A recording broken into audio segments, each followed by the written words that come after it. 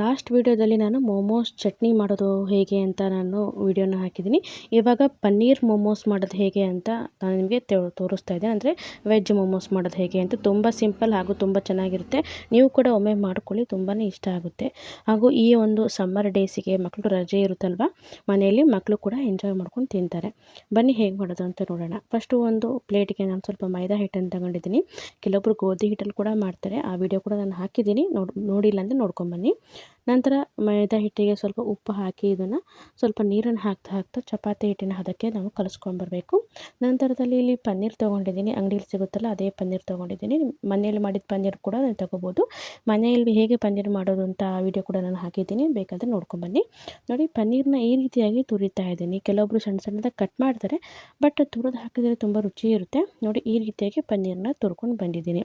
ಇದಕ್ಕೆ ಸ್ವಲ್ಪ ಕ್ಯಾರೆಟ್ ಹಾಕ್ತಿದ್ದೀನಿ, ಯಾಕಂದರೆ ಕ್ಯಾರೆಟ್ ತುಂಬ ಸ್ವೀಟ್ ಇದೆ, ಅದರಿಂದ ಸ್ವಲ್ಪ ಹಾಕಿದ್ದೀನಿ. ನಂತರ ಇಲ್ಲಿ ಕ್ಯಾಪ್ಸಿಕಮ್ನ ಹಾಕಿದ್ದೀನಿ. ಕಲರ್ ಕ್ಯಾಪ್ಸಿಕಮ್ ಇದ್ದರೆ ಹಾಕೋಬೋದು, ಚೆನ್ನಾಗಿ ಕಾಣುತ್ತೆ. ಹಾಗೆ ಸ್ವಲ್ಪ ಇಲ್ಲಿ ಕೊತ್ತಂಬರಿ ಸೊಪ್ಪು ಹಾಕಿದ್ದೀನಿ. ಇವಾಗ ಇದನ್ನು ಚೆನ್ನಾಗಿ ಮಿಕ್ಸ್ ಮಾಡ್ಕೋಬೇಕು. ಜೊತೆಗೆ ಸ್ವಲ್ಪ ಉಪ್ಪನ್ನು ಕೂಡ ಹಾಕ್ತಾಯಿದ್ದೀನಿ. ಮತ್ತು ಇಲ್ಲಿ ಕೂಡ ನಾನು ಸ್ವಲ್ಪ ಇಲ್ಲಿ ಸೋಯಾ ಸಾಸ್ನ ಹಾಕಿದ್ದೀನಿ. ಫಸ್ಟ್ ಇದು ಮಿಶ್ರಣ ಎಲ್ಲ ಮಾಡಿದ್ಮೇಲೆ ನಂತರದಲ್ಲಿ ಸೋಯಾ ಸಾಸ್ ಕೂಡ ಹಾಕಿ ಮತ್ತು ಇದನ್ನು ಕಲಿಸ್ಕೊಳ್ತೀನಿ. ನೋಡಿ, ಇಷ್ಟು ಕಲಸಾಗಿದೆ. ಮತ್ತು ಸ್ವಲ್ಪ ಸೋಯಾ ಸಾಸ್ ಹಾಕಿ ಮತ್ತು ಇದನ್ನು ಒಮ್ಮೆ ಈ ರೀತಿಯಾಗಿ ಕಲಿಸ್ತಾ ಇದ್ದೀನಿ. ಇವಾಗ ನಮಗೆ ಸ್ಟಫಿಂಗ್ ರೆಡಿ ಆಯಿತು. ಅಂದರೆ ಪನ್ನೀರ್ ಒಂದು ರೆಡಿ, ಒಳಗಡೆ ತುಂಬುವಂಥದ್ದು ಸ್ಟಫಿಂಗು ಈಗ ರೆಡಿಯಾಗಿದೆ. ಇವಾಗ ಹಿಟ್ಟು ಕಲಸಿದ್ವಲ್ಲ, ಅದು ಹಿಟ್ಟು ಕಲಸಿದಾಗಲೇ ಒಂದು 15 ನಿಮಿಷ ಆಗಿದೆ. ಇವಾಗ ಇದನ್ನು ಚೆನ್ನಾಗಿ ನಾದ್ಬಿಟ್ಟು ಸಣ್ಣ ಸಣ್ಣ ಗುಳ್ಳೆಗಳನ್ನು ಮಾಡ್ಕೊಂಬರೋಣ. ನಿಮಗೆ ಇಲ್ಲಿ ಕಟ್ಟೋಕ್ಕೆ ಬರಲ್ಲ, ಪನ್ನೀರನ್ನು ಹೇಗೆ ಕಟ್ಬೋದು ಅಂದರೆ ಒಂದು ಶೇಪ್ ಕೊಡೋಕ್ಕೆ ಬರಲ್ಲ ಅಂದರೆ ನಿಮಗೆ ಈಸಿಯಾಗಿ ಎರಡು ವಿಧಾನ ತೋರಿಸ್ತೀನಿ. ಅಂದರೆ ಇದು ಫಸ್ಟ್ ತೋರಿಸ್ತಿರೋದು ನಿಮಗೆ ಮಾಡೋಕ್ಕೆ ಬರಲ್ಲ ಅಂತ ಹೇಳಿದ್ರೆ ಈ ರೀತಿಯಾಗಿ ಮುದ್ದೆಯಾಗಿ ಮಾಡ್ಕೋಬೋದು. ತೋರಿಸ್ತೀನಿ ನೋಡಿ. ಫಸ್ಟು ಸಣ್ಣ ಉಂಡೆ ತೊಗೊಂಡು ಅದನ್ನು ಮೈದಾ ಹಿಟ್ಟಲ್ಲಿ ಅದ್ದಿಬಿಟ್ಟು ಈ ರೀತಿಯಾಗಿ ಲಟ್ಟಿಸ್ಕೊಳ್ತಾ ಇದ್ದೀನಿ. ಇಲ್ಲಿ ನೀವು 2 ಸೈಜಲ್ಲಿ ಕೂಡ ಲಟ್ಟಿಸ್ಕೋಬೋದು. ತುಂಬ ತೆಳ್ಳಗೆ ಲಟ್ಟಿಸ್ಕೊಂಡ್ರೆ ಚೆನ್ನಾಗಿರುತ್ತೆ, ತುಂಬ ದಪ್ಪ ಆದರೆ ಚೆನ್ನಾಗಿರಲ್ಲ. ಇಲ್ಲಿ ನೋಡಿ, ಇದು ಮೀಡಿಯಮ್ ಸೈಜು. ಈ ರೀತಿ ಮೀಡಿಯಮ್ ಸೈಜನ್ನು ನೀವು ಮಾಡ್ಕೋಬೇಕಾಗುತ್ತೆ. ದೊಡ್ಡ ಆದರೆ ಏನಾಗುತ್ತೆ ಅಂದರೆ ಪನ್ನೀರನ್ನ ಒಳಗಡೆ ಜಾಸ್ತಿ ಹಾಕಬೇಕಾಗುತ್ತೆ, ಮತ್ತು ಇಲ್ಲಿ ತಿನ್ನೋಕ್ಕೂ ಜಾಸ್ತಿ ಮೈದಾ ತಿಂದಂಗೆ ಆಗಿಬಿಡುತ್ತೆ. ಆದ್ದರಿಂದ ಸ್ವಲ್ಪ ಸಣ್ಣ ಫಸ್ಟ್ ಏನು ನಾವು ಲಟ್ಟಿಸಿದ್ವಲ್ಲ ಅದೇ ಒಂದು ಅಳತೆಯಲ್ಲಿ ಲಟ್ಟಿಸ್ಕೊಂಡ್ರೆ ಚೆನ್ನಾಗಿರುತ್ತೆ. ನಿಮಗೆ ರೌಂಡ್ ಶೇಪ್ ಬೇಕು ಅಂದರೆ ಲೋಟದ ಸಹಾಯದಿಂದ ಅಥವಾ ಬಟ್ಲ ಸಹಾಯದಿಂದ ನೀವು ಮಾಡ್ಕೋಬೋದು. ನೋಡಿ, 2 ಸೈಜ್ ಇದೆ, ಇದರಲ್ಲಿ ಫಸ್ಟ್ ಸೈಜ್ನ ಮಾಡ್ಕೊಳ್ಳಿ, ನೀವು ಚೆನ್ನಾಗಿರುತ್ತೆ. ಈ ರೀತಿ ಮೋಮೋಸ್ ಕಟ್ಟಕ್ಕೆ ಬರೋದಿಲ್ಲ ಅಂತ ಹೇಳಿದ್ರೆ ಈ ರೀತಿಯಾಗಿ ನೀವು ಮುದ್ದೆ ಮಾಡ್ಕೋಬೋದು. ನೋಡಿ, ಈ ರೀತಿಯಾಗಿ ಇಲ್ಲಿ ಸ್ಟಫಿಂಗ್ನ ಹಾಕಿಬಿಟ್ಟು ಒಂದು ಚಮಚದಷ್ಟು ಹಾಕಿಬಿಟ್ಟು ಜಸ್ಟ್ ಈ ರೀತಿ 2 ಕೈಯಲ್ಲಿ ಈ ರೀತಿ ಪ್ರೆಸ್ ಮಾಡ್ತಾ ಹೋದರೆ ಆಯಿತು. ಇದು ಸಿಂಪಲ್ಲಾಗಿ ಒಂದು ಕೋಟಿಂಗ್ ಆಗುತ್ತೆ. ಇಲ್ಲಾಂದರೆ ನೀವು ಮೋದಕ ಇಲ್ಲಾಂದರೆ ಕರ್ಜಿಕಾಯಿ ಎಲ್ಲ ಮಾಡ್ತಾರಲ್ಲ ಅದರಲ್ಲೂ ಹಾಕಿ ನೀವು ಮಾಡ್ಬೋದು, ಅದು ತುಂಬ ದೊಡ್ಡ ಆಗುತ್ತೆ. ಈ ರೀತಿ ಮಾಡ್ಕೋಬೋದು. ಇಲ್ಲ ನಿಮಗೆ ಸ್ವಲ್ಪ ಪೇಷನ್ಸ್ ಇದೆ, ನೀವು ಮಾಡ್ತೀರಾ ಅಂತ ಹೇಳಿದರೆ ಈ ರೀತಿಯಾಗಿ ನಿಮಗೆ ಸಿಂಪಲ್ಲಾಗಿ ಹೇಳ್ತೀನಿ ನೋಡಿ.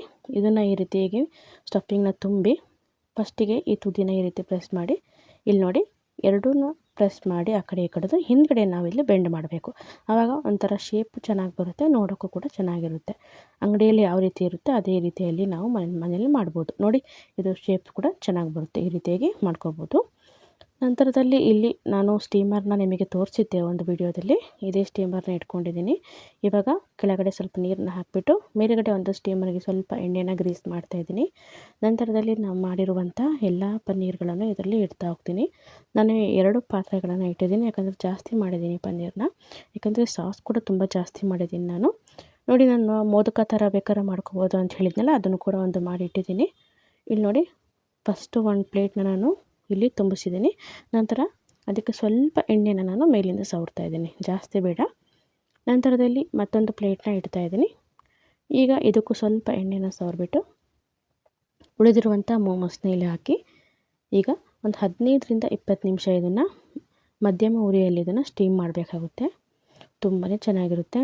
ನೀವು ಇಲ್ಲಿ ನಾನು ಹೇಳ್ದಂಗೆ ಇನ್ನೂ ಹೆಲ್ದಿಯಾಗಿ ಮಾಡಬೇಕು ಅಂತ ಹೇಳಿದ್ರೆ ಮೈದಾ ಹಿಟ್ಟಿನ ಬದಲಾಗಿ ಒಂದು ಗೋಧಿ ಹಿಟ್ಟನ್ನ ಉಪಯೋಗಿಸ್ಕೋಬೋದು. ವಿಡಿಯೋ ಹಾಕಿದ್ದೀನಿ, ಬೇಕಾದರೆ ನೋಡ್ಕೊಂಬನ್ನಿ. ನೋಡಿ, ಇದಕ್ಕೂ ಇಲ್ಲಿ ಸ್ವಲ್ಪ ಎಣ್ಣೆನ ಹಚ್ಚಿಬಿಟ್ಟು ಈಗ ಮುಚ್ಚಳ ಮುಚ್ಚಿ 15ರಿಂದ 20 ನಿಮಿಷ ಇದನ್ನು ಬೇಯಿಸ್ತಾ ಇದ್ದೀನಿ. ನಂತರದಲ್ಲಿ ಇಲ್ಲಿ 15 ನಿಮಿಷ ಆದಮೇಲೆ ನಿಮಗೆ ತೋರಿಸ್ತೀನಿ ನೋಡಿ, ಚೆನ್ನಾಗಿ ಸ್ಟೀಮ್ ಆಗಿದೆ. ಇವಾಗ ಇದನ್ನು ನಾವು ಚಟ್ನಿ ಮಾಡಿದ್ವಲ್ಲ, ಮೋಮೋಸ್ ಚಟ್ನಿ, ಅದ್ರ ಜೊತೆ ಇದನ್ನು ಸೇರಿಸ್ಬೋದು. ತುಂಬಾ ರುಚಿಯಾಗಿದೆ. ಚಟ್ನಿ ಕೂಡ ಅಷ್ಟೇ ರುಚಿಯಾಗಿದೆ, ಹಾಗೂ ಈ ಒಂದು ಪನ್ನೀರ್ ಮೋಮೋಸ್ ಕೂಡ ಅಷ್ಟೇ ರುಚಿಯಾಗಿ ಬಂದಿದೆ. ನೀವು ಕೂಡ ಮಾಡಿಕೊಡಿ ಅಂತ ಹೇಳ್ತಾ, ಯಾರೆಲ್ಲ ನಮ್ಮ ಚಾನಲ್ನ ಫಸ್ಟ್ ಟೈಮ್ ನೋಡ್ತೀರಾ ದಯವಿಟ್ಟು ಸಬ್ಸ್ಕ್ರೈಬ್ ಮಾಡಿಕೊಡಿ, ಹಾಗೂ ಲೈಕ್ ಮತ್ತು ಶೇರ್ ಮಾಡಿ. ತುಂಬ ವಿಡಿಯೋಗಳನ್ನು ಹಾಕಿದ್ದೀನಿ, ತುಂಬ ಚೆನ್ನಾಗಿ ಸಪೋರ್ಟ್ ಕೂಡ ಮಾಡ್ತಾಯಿದ್ದೀರಾ. ನೋಡಿ ಈಗ ಮೊಮೋಸ್ನ ಒಂದು ಪ್ಲೇಟಲ್ಲಿ ಹಾಕ್ಕೊಂಡಿದ್ದೀನಿ. ಇಷ್ಟೇ ಮೊಮೋಸ್ಗೆ ಅಂಗಡಿಯಲ್ಲಿ ಏನಿಲ್ಲ ಅಂದರೂ ಒಂದು 200-300 ರೂಪಾಯಿ ಇರುತ್ತೆ. ಈ ರೀತಿಯಾಗಿ ಮನೆಯಲ್ಲೇ ನೀವು ಮನೆ ಮಂದಿ ಎಲ್ಲ ಕುತ್ಕೊಂಡು ತಿನ್ಬೋದು. ಆ ರೀತಿ ನೀವು ಮಾಡ್ಕೋಬೋದು. ಹಾಗೂ ವಿಡಿಯೋ ನೋಡಿದ್ದಕ್ಕೆ ತಮ್ಮೆಲ್ಲರಿಗೂ ತುಂಬ ಹೃದಯದ ಧನ್ಯವಾದಗಳು. Thank you. ಬಾಯ್.